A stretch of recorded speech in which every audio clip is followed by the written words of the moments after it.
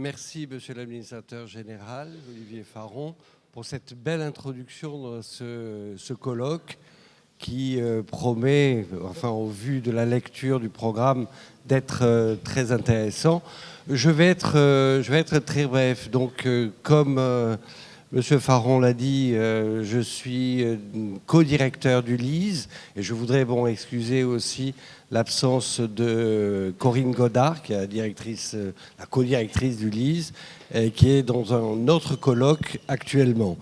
et dans le partage des tâches et des plaisirs. C'est moi qui suis ici aujourd'hui. Alors, ce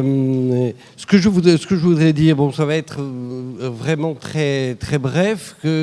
dire d'abord que c'est une très belle initiative que ce colloque,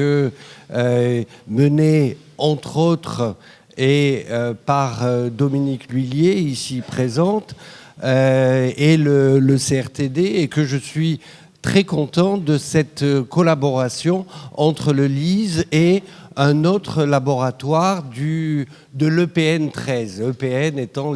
l'équipe pédagogique nationale. C'est la dénomination que l'on a ici au Conservatoire des Arts et Métiers.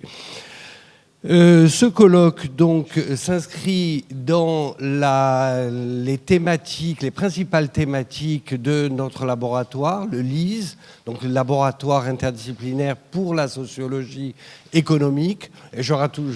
rajouterai aussi pour la sociologie du travail, en ce sens où on a trois axes dans notre laboratoire, l'un qui est en lien direct avec ce colloque qui s'intitule « Genre, droit et discrimination » et le second qui est l'axe PASS,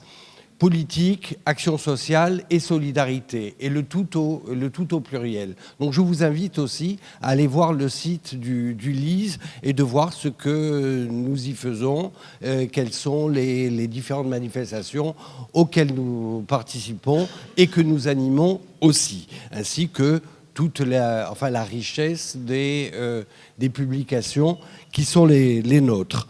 Alors, il me semble que la création des mondes, de mondes plutôt au pluriel, tel qu'est intitulé ce colloque, constitue pour moi une démarche fort positive à un moment où l'altérité est, je vais dire, malmenée. Elle est malmenée, elle est plus vue comme un défi que comme une question centrale ou que comme une question positive, entre guillemets, pour le terme de positive. C'est un objet de recherche pour nous, c'est aussi un objet sociétal, comme l'a été dit actuellement. Et je rajouterai peut-être, si l'administrateur général me permet, l'implication du conservatoire dans le programme PAUSE, c'est-à-dire ce programme d'accueil de réfugiés, d'intellectuels réfugiés qui sont pas les bienvenus dans leur pays et que nous accueillons ici. Alors, je rappellerai juste une recherche que j'avais menée il y a une vingtaine d'années ici et qui m'a vraiment marqué. C'était en Seine-Saint-Denis, auprès de Plaine Commune et auprès aussi de la mairie de Saint-Denis, lorsqu'elle était à l'époque dirigée, si je puis dire, par Patrick Brausek. Et au cours d'un entretien, je me suis laissé dire, mais tous ces migrants, tous ces étrangers qui viennent et qui sont ici, plutôt que de les considérer comme des personnes en négatif, si je puis dire, ce sont des personnes qui ont traversé des épreuves, qui parlent d'autres langues, qui en parlent au moins une autre, et qui sont d'une extrême richesse et qui viennent alimenter notre propre vie ensemble, notre propre vivre ensemble ici. Et je dirais que cet épisode-là m'a vraiment marqué, et que